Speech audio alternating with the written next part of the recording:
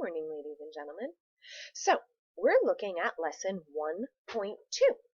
And we're going to be looking at the same numbers as yesterday, numbers 1, 2, and 3. But we're going to look at them in different ways.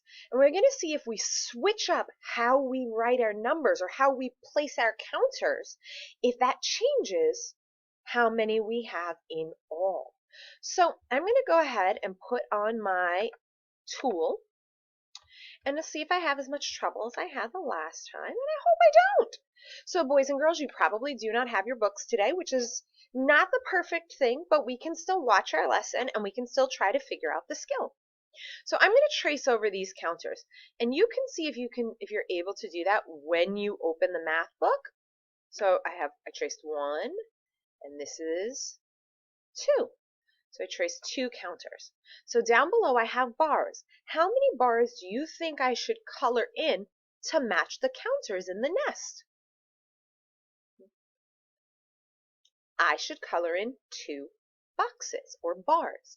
So now this is, we had a crayon at home and a book. We would use that. 1 box, 2 boxes. Now, is this how I would like my work to look for you? Of course not. I would love it to be a little bit heavier, a little bit darker, maybe a different color. Let's see. Can I do that? Yeah, I can. So you know what? I'm going to make this look a little neater. All right. So back to, oops, I accidentally erased too much. No, I didn't want that. Okay. So part of me says I could re-record my lesson without any mistakes, but I want you guys to always know mistakes are okay. Of course, I would rather everything goes perfectly for everyone every time they do things, but I want you to see that even when I made a mistake, I was able to hit the go back button and fix it.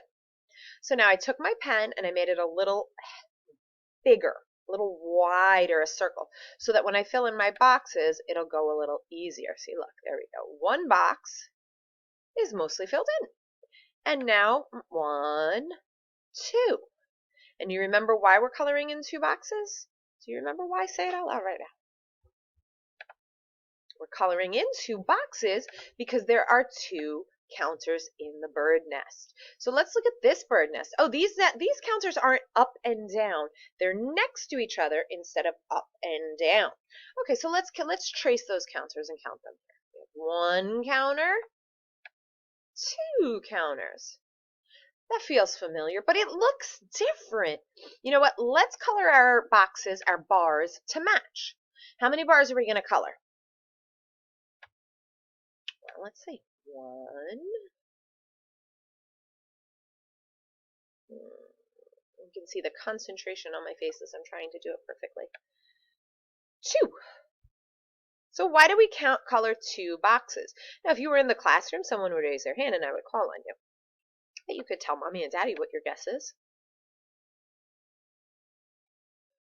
So I colored 2 boxes to match my 2 counters in my bird's nest.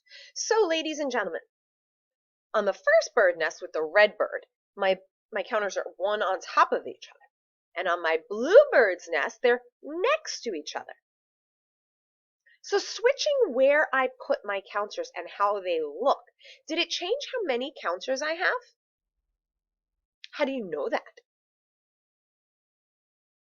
Well, we know because when we look at our bars, we colored the same number of bars. The bars match. So, even when I change how they look, I didn't take any away or add any in, so the number is the same. All right, I'm going to take a look at the next page with you. And as always, it's going to go a little slowly, but it's not the end of the world, right? Okay, so we're going to continue practicing. Does changing the way my birds look change how many I have? So look up at the top next to his birds. We have 3 birdies in a row. We have 2 birdies up and 1 down, and we have 1 birdie up and 2 birdies down. Let's see if it's always the same number of birdies. 1, 2, 3. 1, go down, 2, 3. Same. 1, 2, 3. Oh, they're the same. So even when my birdies are sitting in different positions, I still have the same number of birdies. Now I'm going to move my little webcam screen so we can see what's on the bottom of our page a little bit better. Okay, so now on these pages, we're going to use our tool to color in how many birdies are next to the bars. How many birdies do we have? So let's count these birdies. You count them first and tell mommy and daddy, tell your grown up how many you have. Did you tell your grown up you have 2 birdies? And now, boys and girls, if your grown up is not sitting next to you because you're doing a video right now, you can still just say it out loud. You don't need a grown up to give you permission to say it out, you know. Just you don't have to go find mommy and daddy and bother them. Okay, so oopsie. Woo! I didn't color in the lines there, did I? Okay. Now let's go to our next number. You count the birdies and then decide how many bars do you think we should color. Let's see. 1, 2, 3. I did not mean to make that mark, so I'll get rid of it. Okay, 3 birdies. So now how many bars am I going to color? 1, 2, 3. And why am I coloring 3 bars? To match how many birds I have. Now, mom and dad, grown-ups, if you're listening, yes, this is a little repetitive. However, the reason we really need this is that it builds on a skill, counting number to number, how they correspond to one another, one-to-one correspondence, so that we are practicing this skill so much that it becomes automatic for them, that they understand what we have to do. When the numbers might be more difficult than these numbers, they have the process down pat. So just let them keep practicing this as much as possible. So, how many bars are we going to color?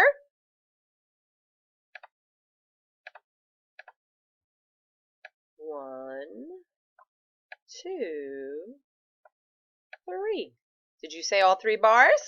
Because there's 1, 2, 3 birdies. What about over here next to the number 4, next to the heart? How many birdies are we going to count? Or how many birdies are there? Did you say 2? Did you say we should color 2 bars?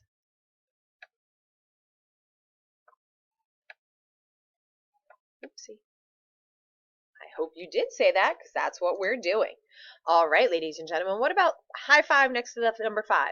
High 5 hand next to the 5. How many birdies are we going to color?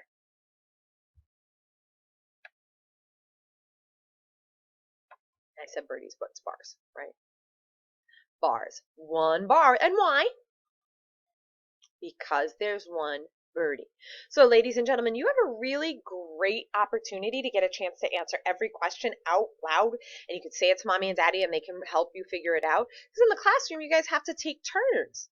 Now, I'm not going to do these 3 with you because when you open your interactive book, I want there to be something that you're doing that I didn't do with you, okay? So you're going to take a look at these, and you're going to take a look at the next page. Now, there's also a homework page in here, but I'm not so much worrying about that. I don't want to overwhelm anyone. Oh, so now we have dots. Now you have dots, okay? So you look at how many dots there are, and you color the bars to match. Now, boys and girls, we will notice that there's a big empty space here, and sometimes that big empty space makes us go, what am I supposed to do? That big empty space is always the time when Mrs. Dammers or another grown-up has to read you the directions. Okay, and then you have to try to figure it out on your own. So over here, they want you to draw 2 counters. Then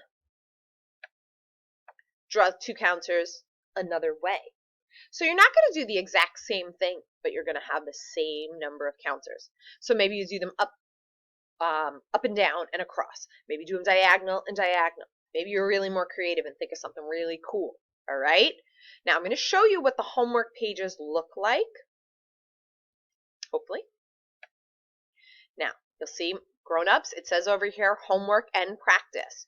So, of course, if you have the interactive book open, you're more than welcome to try and take a look at it and let them do it if you want. Can you print it out? I don't know if it'll print out easily from the interactive version. You can try. Do you have to? Absolutely not. Can they try to do it on the interactive one and try to save it and show it to me? Sure, they can show me whatever they want to show me. But when you get the math books, then you'll have this paper, and you can decide if they need a little extra practice or if you think that they've mastered the skill, okay? So today we're practicing numbers 1, 2, and 3, and if they look the same, Does it mean they're the same number or are they different numbers? If they look different, are they the same or are they different? Okay, so it's always we have to count how many we have, not just look, count how many we have. The homework page is a little different, you'll notice. I'm looking at it now and realizing the homework page asks them to take the skill and do it a different way. It asks them to, so for example, number 1, it says count the dots on each tile. And of course, grown-ups, you can read that yourself. And then circle the dots with 2. That's in the sample. So number 1 is draw a circle around the tiles that have 3 dots. So you're going to circle more than 1. But to know which one to have 3, you have to count. So 1, 2, 3. Would you circle it? You tell me. I'm not going to tell you the answer. 1, 2, 3. Would you circle it? 1, 2. Would you circle it? It doesn't have the same number of dots. It has 2 dots, not 3 dots, okay? So you can check these out if you feel like you need a little bit of extra. So our video has been about 11 minutes. I don't want it to be too much longer than that. I want you guys to be able to take a look at the math movie that they put together for you. I want you to take a look at the math interactive book. And then if you have time, and you don't have to do them all at once, spread it out over the day. Then you can come back later and do the quick check. Okay, and as we get more time to talk to parents and see how things are going, you guys will let me know, grown-ups, what's working and what's not, okay? All right, good luck, and I'm sure you guys are going to do great work. And if you don't, I'm here on the dojo. Send me a message and let me know what you need.